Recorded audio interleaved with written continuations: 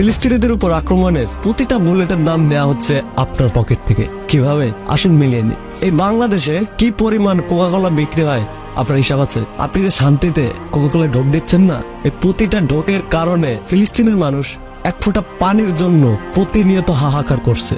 আর চালাক ইসরায়েল আপনাদের কিডনির নামে পানি খাওয়াচ্ছে, মানে আপনাদের ঠিক রাখতেছে। অত্যাচার যা করার হচ্ছে ফিলিস্তিনিদের উপরই। আর আপনার শিশুকে প্রতিদিন নেসলে কোম্পানির কত ধরনের যে প্রোডাক্ট আপনি খাওয়াচ্ছেন, সেই প্রোডাক্টের লাভের টাকা দিয়ে আক্রমণ করতেছে ফিলিস্তিনের নিরীহ শিশুদের উপর। ও, আপনাদের বাচ্চাদের তো আমার ম্যাগি নুডলস ছাড়া চলেই না।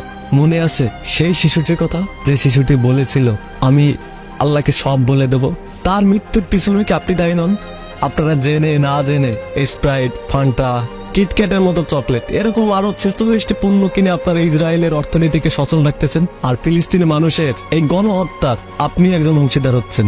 বাহ, সেই আপনারাই আবার ফিলিস্তিনি মানুষের উপর আপনারা সমবেদনা জানাচ্ছেন। আরে ভাই, মারতেছেন তো আপনারাই।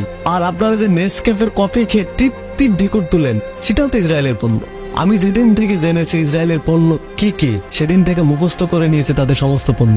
আমি সবসময় বিকল্প পণ্য খুঁজে নিয়েছি। আমি তাদের সমস্ত পণ্য বয়কট করে দিয়েছি। শুধু কম্পিউটারের ইন্টেলের প্রসেসরটা বাকি ছিল, সেটাও চেঞ্জ করে এমডি প্রসেসর লাগিয়েছি। এখন অ্যাপেল ইউজ করি, এমডি প্রসেসর ইউজ করি। আমার মতো দুই একজন তাদের পণ্য বয়কট করলে তাদের কিচ্ছু ছেড়া যাবে না। যদি আমরা সকলে মিলে তাদের পণ্য বয়কট করি, তাহলে তাদের অর্থনীতিতে ধস নামবে। আমি যে কন্টেন্টটা বানাচ্ছি, আমার লাইক, কমেন্ট, শেয়ার, ভিউ কিছু দরকার নেই। আমার শুধু একটাই চাওয়া, সমস্ত মানুষ জানো তাদের পণ্য কি কি রয়েছে এবং বিকল্প পণ্য তারা খুঁজে নিক। এটাও কিন্তু ইসরায়েলের বিপক্ষে এক প্রকার যুদ্ধ।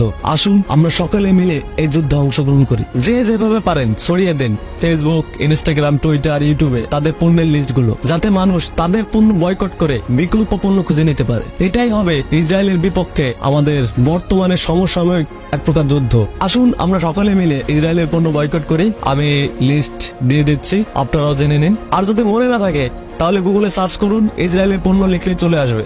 আসুন আমরা সকলে মিলে ইসরায়েলের পণ্য বয়কট করে ফিলিস্তিনি মানুষের পাশে দাঁড়াই। সকলকে বোঝার তৌফিক দান করুন।